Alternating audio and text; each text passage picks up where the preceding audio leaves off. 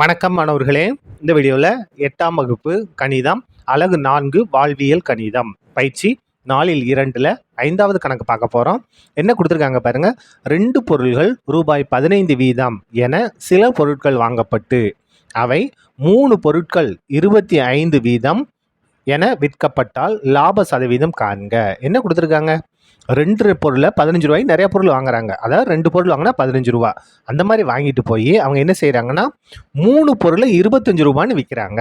அப்போ அவங்களுக்கு என்ன கிடைக்குது? லாபம் கிடைக்குது. அந்த லாபத்தோட சதவீதத்தை நம்ம கண்டுபிடிக்கணும். பாருங்க, 2 பொருட்களை எவ்வளோக்கு வாங்குறாங்க?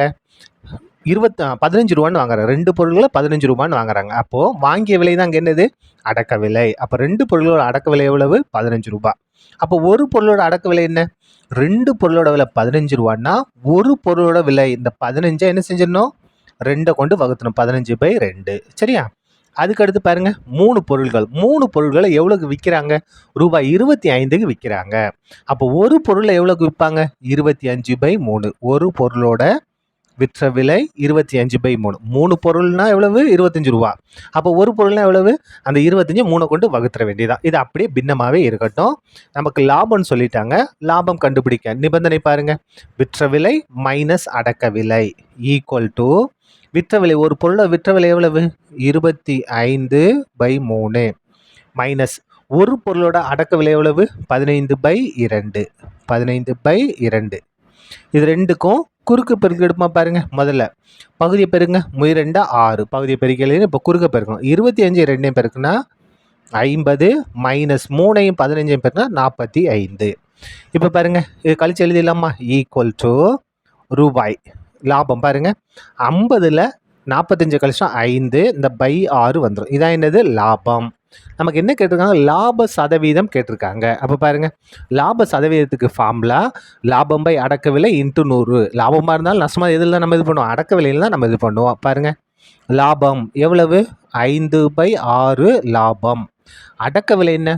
ஒரு பொருளோட அடக்க விலை 15/2. அப்போ இந்த இடத்துல என்ன எழுதிக்கலாம்? 15/2ன்னு எழுதிக்கலாம். எதை கொண்டு பெருக்கணும்? 100 கொண்டு பெருக்கணும். இந்த 100 அப்படியே வந்துடுச்சு. இப்போ பாருங்க, 5/6 அப்படியே இருக்கட்டும். பெருக்கல் இந்த வகுத்தில் பெருக்கலாக மாற்றினா இப்போ தலைகீழ மாறும். எப்படி மாறும்? 2/15. இந்த பெருக்கல் 100 அப்படியே வந்துடும். சரியா? இப்போ கேன்சல் பண்ணலாம் பாருங்க. 2 2 2 6 5 5. இங்கே என்ன இருக்குது? 3 15. அவ்வளோதான். இங்கே என்ன இருக்குது? தொகுதியில் 100 இருக்குது. பை பகுதியில் இங்கே ஒரு 3 இருக்குது, இங்கே ஒரு 3 இருக்குது. 3 பேருக்குனா 9. அப்போ 100/9% லாபம். அதாவது இது வந்து என்ன பின்னமாக இருக்குது? தகா பின்னமாக இருக்குது. என்ன மாதிரி செய்யலாம்? கலப்பு பின்னமாக மாற்றலாம். 100 9 கொண்டு வகுக்க போகிறோம். முதல்ல 10 எடுக்கலாமா? 10ல் ஒரே ஒரு 9. 10ல் 9 கழிச்சா 1.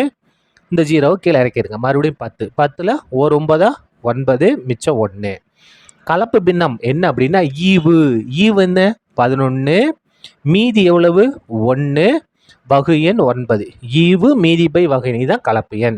அப்போ பாருங்க, லாப சதவீதம் எவ்வளவு? 11 1/9%. சரியா? அவ்வளோதான். இந்த கணக்கு முடிந்தது. நன்றி.